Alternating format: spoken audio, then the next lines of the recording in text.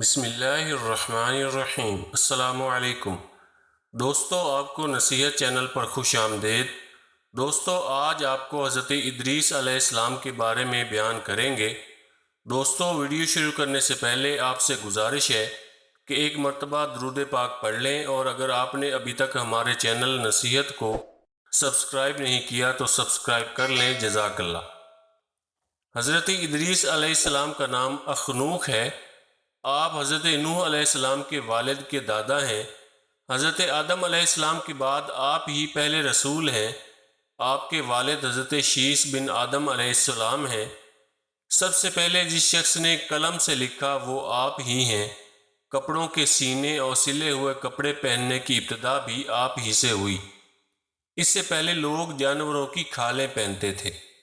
سب سے پہلے ہتھیار بنانے والے، ترازو اور پیمانے قائم کرنے والے اور علم نجوم اور حساب میں نظر فرمانے والے بھی آپ ہی ہیں۔ یہ سب کام آپ ہی سے شروع ہوئے۔ اللہ تعالیٰ نے آپ پر 30 صحیفے نازل فرمائے، اور آپ اللہ تعالیٰ کی کتابوں کا بکثرت درس دیا کرتے تھے۔ اس لیے آپ کا لقب ادریس ہو گیا، اور آپ کا یہ لقب اس قدر مشہور ہو گیا کہ بہت سے لوگوں کو آپ کا اصلی نام معلوم ہی نہیں۔ قرآن مجید میں آپ کا نام ادریس ہی ذکر کیا گیا۔ آپ کو اللہ تعالیٰ نے آسمان پر اٹھا لیا ہے۔ بخاری اور مسلم کی حدیث میں ہے کہ حضور اکرم صلی اللہ علیہ وآلہ وسلم نے معراج کی رات حضرت ادریس علیہ السلام کو چوتھے آسمان پر دیکھا۔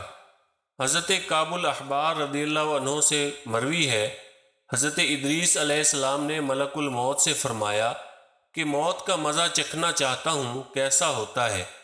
تم میری روح قبض کر کے دکھاؤ۔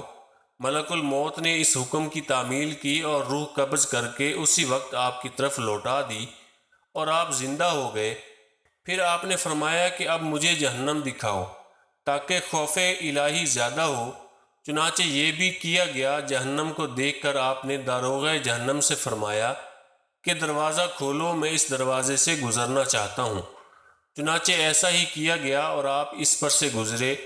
پھر آپ نے ملک الموت سے فرمایا کہ مجھے جنت دکھاؤ۔ وہ آپ کو جنت میں لے گئے۔ آپ دروازوں کو کھلوا کر جنت میں داخل ہوئے۔ تھوڑی دیر انتظار کے بعد ملک الموت نے کہا کہ اب آپ اپنے مقام پر تشریف لے چلیے۔ آپ نے فرمایا کہ اب میں یہاں سے کہیں نہیں جاؤں گا۔ اللہ تعالیٰ نے فرمایا کہ کل نفس ذائقۃ الموت، تو موت کا مزہ میں چکھ ہی چکا ہوں۔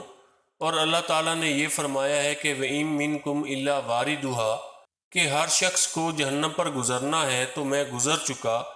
اب میں جنت میں پہنچ گیا، اور جنت میں پہنچنے والوں کے لیے خداوند قدوس نے یہ فرمایا ہے وَمَا هُم مِّنْهَا بِمُخْرَجِينَ، کہ جنت میں داخل ہونے والے جنت سے نکالے نہیں جائیں گے۔ اب مجھے جنت سے چلنے کے لیے کیوں کہتے ہو؟ اللہ تعالیٰ نے ملک الموت کو وحی بھیجی کہ حضرت ادریس علیہ السلام نے جو کچھ کیا میرے اذن سے کیا، اور وہ میرے ہی اذن سے جنت میں داخل ہوئے، لہٰذا تم انہیں چھوڑ دو، وہ جنت ہی میں رہیں گے۔ چنانچہ حضرت ادریس علیہ السلام آسمانوں کے اوپر جنت میں ہیں اور زندہ ہیں۔ حضرت ادریس علیہ السلام کے آسمانوں پر اٹھائے جانے اور ان کو ملنے والی نعمتوں کا مختصر اور اجمالی تذکرہ قرآن مجید کی سورہ مریم میں ہے، جس کا ترجمہ ہے، اور کتاب میں ادریس کو یاد کرو، بے شک وہ بہت ہی سچا نبی تھا، اور ہم نے اسے ایک بلند مکان پر اٹھا لیا۔ یہ وہ انبیاء ہیں جن پر اللہ نے احسان کیا، جو آدم کی اولاد میں سے ہیں۔ درس نصیحت۔ حضرت ادریس علیہ السلام کے واقعے سے یہ نصیحت ملتی ہے کہ اللہ تعالیٰ کا رسولوں اور نبیوں پر کتنا بڑا فضل اور کرم اور انعام ہے۔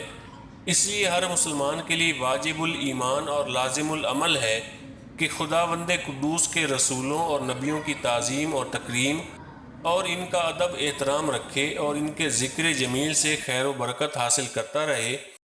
قرآن مجید کی مقدس آیتوں اور حدیثوں میں بار بار خدا کے ان برگزیدہ رسولوں اور نبیوں کا ذکر جمیل اس بات کی دلیل ہے کہ ان بزرگوں کا ذکر خیر اور تذکرہ موجب رحمت اور باعث خیر و برکت ہے۔ اللہ پاک سے دعا ہے کہ وہ ہمیں انبیاء کرام کے نقش قدم پر چلنے کی توفیق عطا فرمائے، آمین۔ دوستو، اپنا، اپنے رشتہ داروں کا اور گرد و نواح کے سب لوگوں کا خیال رکھیے۔ اور اگر آپ کو یہ ویڈیو پسند آئی ہے اور آپ کے علم میں اضافہ ہوا ہے تو اس ویڈیو کو لائک اور شیئر ضرور کر دیں۔ جزاک اللہ۔